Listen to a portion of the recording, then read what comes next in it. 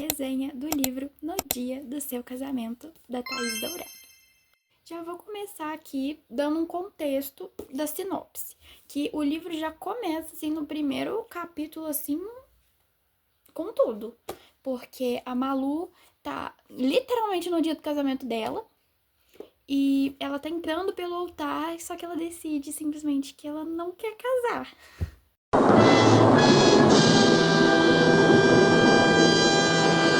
E aí o que acontece? O melhor amigo dela vai lá e salva ela, e aí a história começa desse jeito, mas ela não gira em torno disso, tá, gente?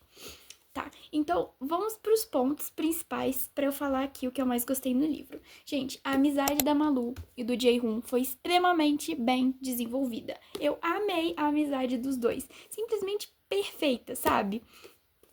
Eu não vou detalhar aqui tudo o que aconteceu, porque eu quero que vocês leiam o livro, né? Mas, gente, só uma coisa que eu falo. A Malu teve que se mudar pra São Paulo por conta do trabalho do padrasto dela. E o que aconteceu? O Jae-hoon, eles eram crianças, gente, crianças. O Jae-hoon não quis ficar longe da Malu e ele fez a família inteira dele se mudar pra São Paulo junto com a Malu. E ainda morar um do lado do outro, de novo. Gente, Friends to Lovers, né? Então, outra coisa também que eu queria falar aqui com vocês é que o Jae-hoon, ele sempre foi apaixonado pela Malu. Então, assim, ele se apaixonar primeiro é realmente muito melhor do que quando a garota se apaixona primeiro, né? Acho que todos os leitores concordam com isso. Então, gente, a gente também tem que falar da melhor amiga da Malu, a Luna, que eu gostei bastante dela como personagem. Ela com a Malu é assim como irmãs, sabe? Porque elas se defendem com unhas e dentes e é uma relação muito bonita de se ver. E eu me identifiquei muito com a Luna na hora que, gente, a Malu, ela trabalha numa editora e a Luna trabalha junto com ela. E aí aparece a Thaís Dourado, ela se colocou na história e a Luna é a maior fã da Thaís Dourado. E, gente, eu me identifiquei muito com essa parte, porque eu fiquei, meu Deus, é a Thaís Dourado, sabe? Sabe quando o Stan Lee aparece no filme da Marvel? É a mesma sensação, gente. Não dá pra explicar direito. Confie em mim naquele que sabe. Confie em mim. Outra coisa também que eu tenho que falar é que o Jae-hoon, ele escreveu uma webtoon pra Malu. Tipo assim, ele se baseou pra escrever a protagonista dele na Malu. E ela tinha dúvida pensando, não, porque eu acho que o Jae-hoon já superou essa.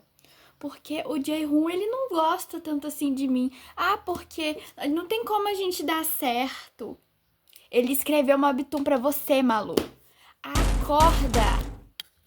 Gente, mas eu fiquei o livro inteiro tentando chacoalhar a Malu pra dar um choque de realidade na cara dela e ficar, minha querida, esse homem te ama. Você tá com medo do quê?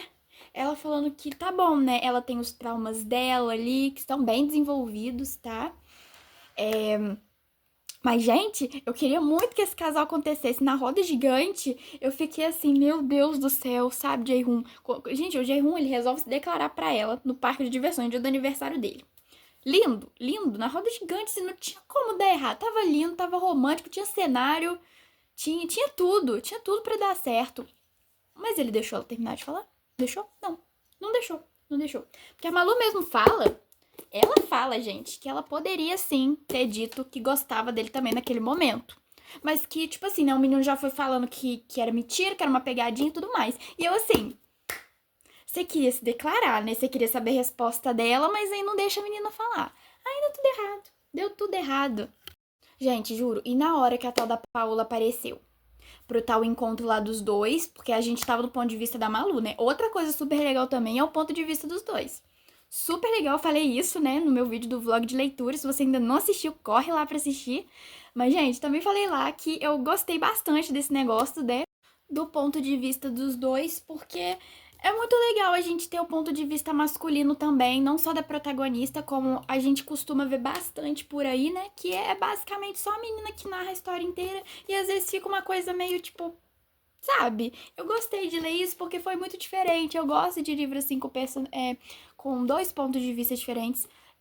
Eu gostei bastante, tá? Principalmente do ponto de vista masculino, que sinceramente, a gente sempre fica pensando, né? Naquele momento do livro, nossa, mas o que será que tá passando na cabeça do fulano? Porque a gente só tá sabendo de metade da história, né? Gente, voltando da Paola, porque eu me empolguei aqui, que na hora daquele encontro, que ele tava rindo lá com a menina de gracinha, né? Tipo, na cafeteria de gracinha, né? Ele tava só conversando. Eu fiquei assim, não, ele não deve ter esquecido a Malu. Não é possível que o J-Hope faria isso com a gente. Não é possível. Gente, eu fiquei assim, rezando pra acabar logo aquele capítulo da Malu pra poder saber o que o Jae-hoon tava arrumando, sabe? Eu queria saber o que eles estavam conversando, o que tava acontecendo. Eu queria respostas, porque meu casal não podia acabar daquele jeito. Ele não podia ficar com outra menina, gente, ele não podia. Daí no final foi tudo explicado, né? Embora ele tenha feito ali uns ciúmes, assim, proposital, né? Na Malu com essa tal de Paola. Mas, gente, a Paola é legal, ela é gente boa, não odeio a Paola, eu gosto da Paola. Ela foi muito legal e, gente, podemos falar sobre todo mundo querendo que o casal acontecesse? Sobre a família inteira do Jae-hoon até comemorar quando eles finalmente ficam juntos? A família do Jae-hoon é muito unida, são todos muito fofos. A dinâmica dele com a família da Malu, gente, simplesmente incrível. Eu amei esse negócio, sabe? Eu sinto falta disso também em alguns livros, que eles não falam muito sobre isso, né?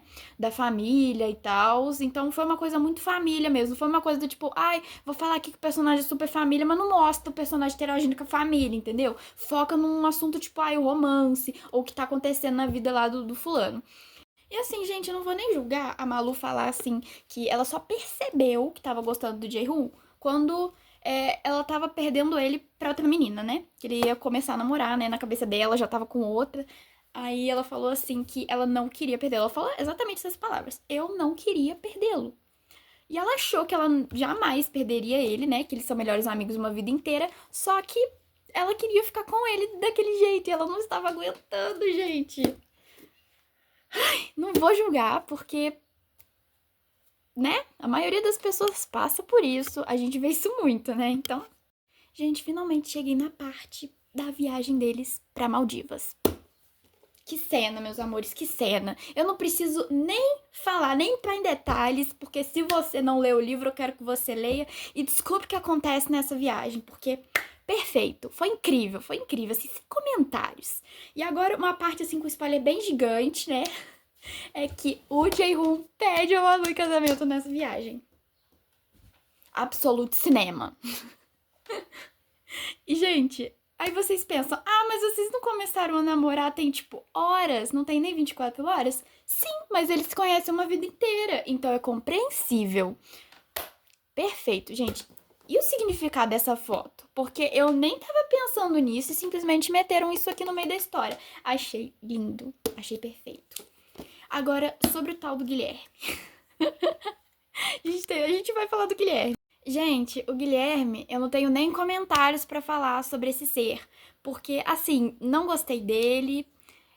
Porque, gente, ele falou que amava a Malu. E, tipo assim, amava ela, tava no shopping com outra.